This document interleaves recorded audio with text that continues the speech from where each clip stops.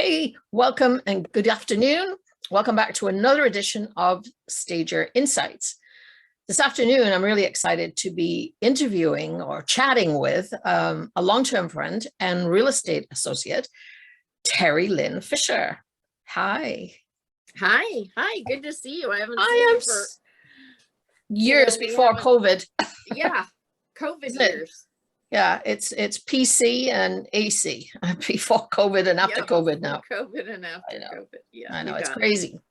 But the good part of it is you and I have both been dealing with staging for over 20 years. I know you've been in real estate longer than that. So I always like to start these sessions off by having you tell our listeners a little bit about you and where you live and where you work and what's going on in your market. Well, you know all this, but I'll give them the abbreviated version. I mean, I've been staging since before there were stagers, and thank God now there are stagers, so I don't have to stage all my own listings anymore. I have some amazing stagers to help me with that. But staging has so evolved from, honestly, we just didn't even know how to tell people way back then how to remove the cat box. I mean, and now look how far we've come. It's evolved to a whole other level. And in fact, you predicted this many years ago that clients would start saying to us as realtors, are you going to stage? And of course, now that is the expectation, at least in our market, it is the expectation that you will stage their home, and they want to know, the details of that. So that is huge for us in California. I understand that's not the case everywhere. It's still not the case everywhere. I referred someone to a client in Arizona, and they listed her house, and I had to talk them into staging it so that she could get, top dollar. And they just sort of said, well, we don't always do that down here because things sell so quickly. It's like, oh my goodness. Yeah. Well, I think, Arizona, Christine. I think, during COVID, and I tell people this all the time in my class, there's the negative news all the time. And in March of 2020, when COVID hit and the world all took a break and everybody was on tenterhooks, all the real estate agents are running around going, oh my God, this is the worst thing since sliced bread. We'll never sell another house. And what the heck are we going to do? And everybody ended up having the best year ever. So here we are, 2021, same thing. And 2022, the market is even hotter. So, we've seen it go up, we've seen it go down. And we know when inventory is low, properties will sell. Absolutely.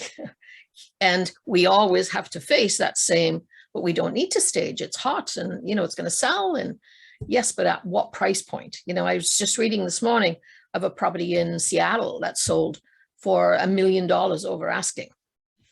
The buyer is the person that's going to decide on what the property is going to sell for. So it has to appeal to the buyer, not the seller, not the real estate agent, the buyer. So that's, to me, it's securing the equity that's there, but it's also capitalizing on a situation where the buyers are crazy paying out money for properties. And let's do it, I've got my husband saying, let's sell our house. It's like, where will you move to? Hello? Exactly. Where are we going to go? That's what I have to counsel them all the time. This is great, but if you're not leaving the state or you don't have anywhere to go, it's almost that bad all over the country, though. Yeah.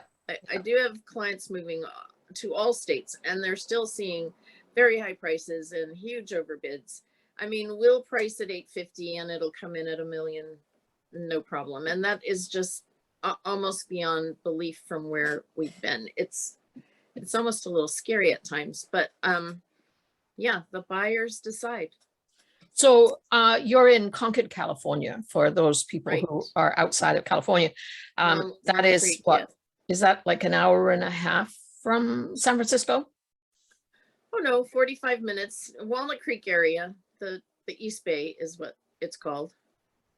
So tell us, because I think you were instrumental in helping me understand how real estate agents work, and you were also instrumental in the development of our real estate agent training, which I'm forever grateful for.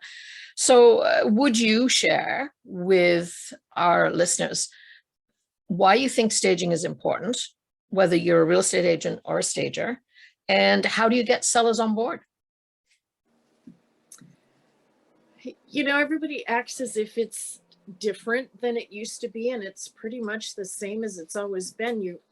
Your biggest challenge is, for stagers, going to be a realtor who believes in it, because you still will hear people say, well, if I don't have to, I won't. Whereas I say, we stage or we don't sell. I mean, how can I in good conscience let you skip that step when I know it's huge to your outcome? And I can show example after example in every neighborhood where that 850 house will sell for 875 and somebody else will get $1,010,000 or something because they staged. It's just huge. I'm very fortunate because most of my clients are past clients and they've been really indoctrinated for a very long time. But they come to me with that expectation. And if they give me referrals, they refer with that expectation. Oh my God, you've got to go talk to Terrylynn because she will make sure you get staged properly. I was, I think, telling someone earlier about, and again, an age-old problem. These things have been going on since you and I have known each other, where people will discount and then complain because they didn't get the staging they wanted. Well, that's a perpetual problem, right, for us as stagers. We will get an email blast that says, you know, call me right now and I'll stage your property or your listing for, you know, this much or that much, and then later on complain because that agent or that seller wasn't happy with their staging. Well, you brought your less than great stuff to their house, that's why you discounted, and then they didn't get the result they maybe thought they would get, and they got what they paid for. Yep. So good staging isn't cheap, and cheap staging isn't good, is my mantra. Well, exactly. And it also relates to us in terms of commission, which of course is always negotiable, but I'm a full fee, full service realtor. So what you get with me is going to be the staging that we have the expectation that you should have. If you want to cut corners, I'm not your person. Well, and literally you have to stick to your guns on that. And I would say to stagers, they have to stick to their guns on that. Yeah. Yeah. You know, I'm helping you build your reputation just as you're helping me build my reputation. And if we together aren't in alignment with what our views and our values are, if I can't leave that property with an expectation of what that staging is going to be like, so that when my photographer gets there, it's amazing. I mean, you know, I'm out of business. I have to start over. Well, I was talking to somebody today, and I think what gets lost in the shuffle, there's a couple of things. One is that this is a marketing tool. So it's part of a real estate agent's marketing plan to get that property sold. And it shouldn't be just shuffled off as one thing that has to be done because the seller wants it. But also, I've always been a big advocate of the seller of the property paying for the work of the staging. But the thing that I've been talking to our students about is staging is an umbrella word, and that's the message that we have to get out, and to stop talking about staging. We're getting your house ready for sale. That's what we're doing. Because it resonates Correct. In the head that this is about what you're going to do to get your house ready for sale. You're presenting it just like you'd wash your car, just like you'd press a clothes, just like you'd shine your shoes. You have to. This is your biggest asset. It's where your wealth is. Would you, turn your investment portfolio over to the high school kid around the corner, to see what he can do? Where can you get the highest return in 30 days? Other than getting your house properly prepared for sale so that when it hits the market, people go, oh my God, let's beat a path to that house, And that's part of the conversation for me is staging is one of those pieces. It's not the only piece. Yeah. It's a very important piece. It's the frosting on the cake piece, But my conversations with sellers these days are not just we need to move the cat box. It's we need to fix the trellis. We need to, change the carpet. We need to do all these other things. And it's about condition Yeah. before the staging even happens. Yeah. You're absolutely right. So when I say it's an umbrella wood, it's an umbrella wood for 3 stages. First of all, somebody has to tell you what condition aspects of the property have to be repaired, replaced, renewed, refreshed. And then somebody has to do that. And somebody has to manage it. Sometimes it's the real estate agent, sometimes it can be the real estate agent, and sometimes it can be the seller themselves if they get on board. Before Correct. the 3rd step can happen, which I've been talking about, that being, we're getting all the rooms in the house ready for photos. That's what we're doing. So I've dropped the word. Yes, we're showcasing. We're showcasing. Dress rehearsal, we're not doing, we're putting the whole outfit on, and we're ready to hit the screen right away. Well, that is one other little difference. It's not little difference when sellers actually bring me in for the appointment. They will actually tell me they have a budget for what they need to do to fix up the house. Whereas before they would be shocked that there was anything they needed to do to fix up the house. That's awesome, and I've seen a big change in the way real estate brokerages are now approaching this too, where they are financing. And there's bridge financing now for people who have equity in the house but are cash poor. They are getting that bridging. I don't want to call it a loan, but I guess in a way it is, and taking it out of the equity at the end of the sale. Oh, correct. And there are companies, Curbio and what is it, La Casa, and a few others that will lend them. Yep.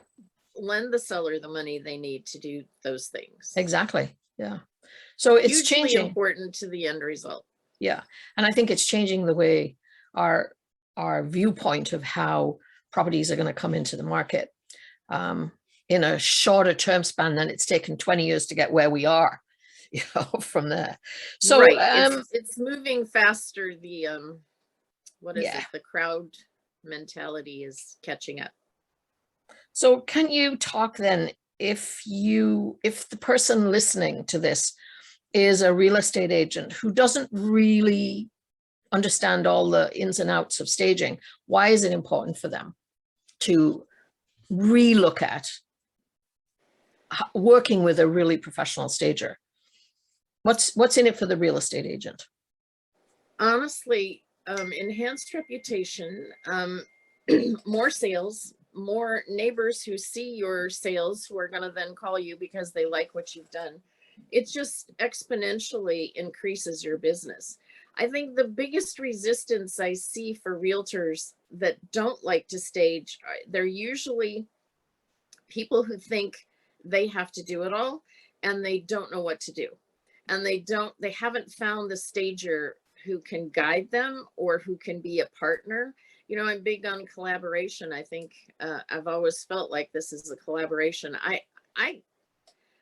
I've been doing it long enough. Maybe I could do it myself, but I love being able to consult the stager and say, here's the room. What color should we paint this room?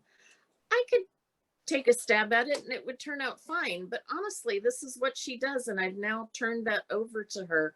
And it's hugely beneficial to me to be able to sell that to the seller as well. The seller can call them directly and ask them, are you sure you want me to paint that color? It gives a team concept. It enhances your reputation. It enhances their reputation and takes something off your plate that really, for most realtors, you have no business having it on your plate anyway. It's not what you do best. This is true. It's called delegating. We get coaching all the time. Hire an assistant, delegate, do all of that. Well, that is the epitome of delegating something super important to the end result to somebody who's actually trained, professional, knows what they're doing, and it's not their hobby. Yeah.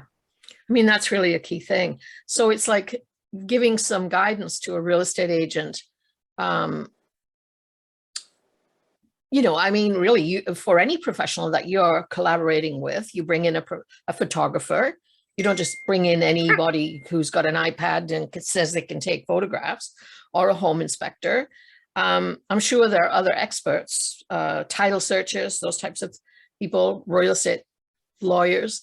They all have credentials and training behind them that you can be assured you're going to get quality work. And I think that's maybe a problem, is that people don't have maybe a full appreciation for a skill set for someone who actually knows where the couch should go and why. It's the why. And the why, why should it go there? They might want to move the couch back where it was because they're so used to seeing it there. It's the why, and it doesn't take that long. Somebody who knows what they're doing can explain that why to them, and they'll be on board following you around with their notebook. I've seen it happen over and over and over again. And that's really what stage you want them in. They want to get more money for their house. They want to do what it takes. Yeah. They just have to trust that you're the person that can take them there. And they're going to trust you if they trust me. I've brought you there. So you better not disappoint me, but you better not disappoint them either. And in a way, that collaboration enhances both of us. Yeah. I've referred you, so therefore when they get an amazing job and lots more money, we can say that we can see that did help their bottom line. Yeah. And we all celebrate together, right? And they're going to say, call Terrylynn. She's got a great team. So what advice, if possible, can you give to a stager who is challenged by real estate agents on pricing all the time? Can you do it for less? Can you do it for this? Can you sharpen your pencil? It's like, it's a bombardment sometimes, time and time again. And when people are starting a business, they sort of think that they have to take any job to get the ball rolling, and as if that's going to be, it's like the snowball, type of thing. Well, in reality, that's probably the biggest danger when you're starting. If you don't set your standard in the beginning, you've set your standard. If you are the discount stager or the discount realtor, you will always be the discount stager or the discount realtor, because people tell people, and those will be who your referrals are. If that's the business you want, great. If it's not the business you want, you'll have more time to get the business you want. You can't be so hungry that you'll do anything and then nobody wants to refer you or wants to work with you. Say we have a house on tour and you've got 100 realtors through there, and you've just done this because you're desperate for the work and it's not your best work. Who do you think's going to pick up your card? You know what I'm saying? Yeah. I mean, honestly, we go on tour and that's your best advertisement, is you have 100 realtors through the house. And when they come in and say, who's your stager? Where's your card? That's how you grow your business. You don't grow your business by discounting. Amen. That's a great point.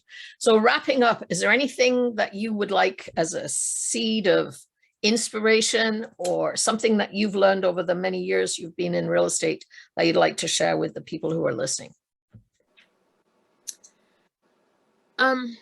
Take it seriously.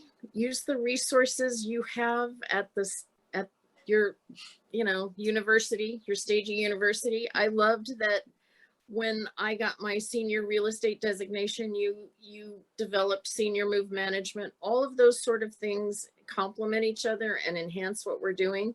I do a lot of work with seniors now, and it's super important when a stager has a clue how to handle that and how not to rush them too quickly and all of those kind of things. Study the craft. I've had people literally take more than one staging class and then come and say, okay, I've taken this or that one, but they're still staging the way they used to stage. They got the designation and didn't do the work. Yeah. I think it's super important to have the credential. I think it shows in your work when you take it seriously. You have to be businesslike. You have to show up looking the part. Honestly, I don't even know why you'd have to say that in 2022, but you really still have to say that. Yes. I see people who will go, oh, I just staged that house over there, but I have to go over here and have an appointment, and they're in their, jeans and sweats, and they're going to go into that appointment. Honestly, people jeans have and to have flip-flops. confidence in you. I know. I see that all the time, and it's really Study, crazy. get the education, and then go do it. I've always said your classes are how to start a small business with a staging focus. You could start any business with the amount of material you give them in that class. And it's so focused towards staging for them. They're just so blessed to have all that background that you have in your classes. So different from the others. And you know, I've taken the others as well. I know, I know. And it's like what's happened. Somebody once said to me, maybe about, I think it was about 2018, 2019, just because somebody's taken your class and passed your exam doesn't mean that they're a great stager. And I said, well, they have the tools to be a better stager, but you're right. You know what? When they leave the classroom, I don't know what they do. So I'm going to change that. And we introduced 2-tier certification. So I now look at the work that they're doing in the field to give them an extra elevation. So if you're looking at residential staging expert status, I need to have seen you work and approved it.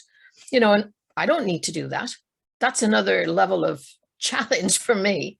But I don't need to do it, but I really think I have to do it to get a better stager. But you put your name on this. You're so different from some of the other instructors. I mean, you have a life's work invested in this. You were a stager, Christine, for heaven's sakes. Yes. You started when this industry was not even an industry. You wrote the handbook and then you rewrote the handbook. You were not so arrogant that you didn't ask realtors what we need. That's what so endeared me to you, as you know, when we got to know each other. It's like, how can we help each other? What things do we need to make this better? Yeah. It's got to be a collaborative thing, but it's got to be credible. You have to have credibility. That's right. I can't just throw art on the wall. I still cringe when I go into houses and the art's hung too high. It drives me crazy. Well, I'm on a tack right now. It's like the wrong shape. It's square and it's over a rectangle couch. You can't do that. It's not good stage. It's not good. It's not good design. It's like, no. So that's my pet thing right now.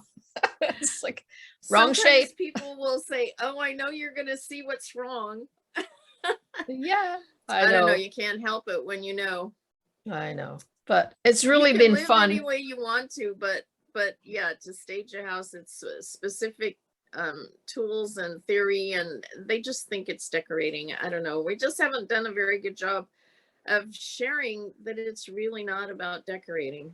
And in part, it's because a lot of interior decorators do get into this industry.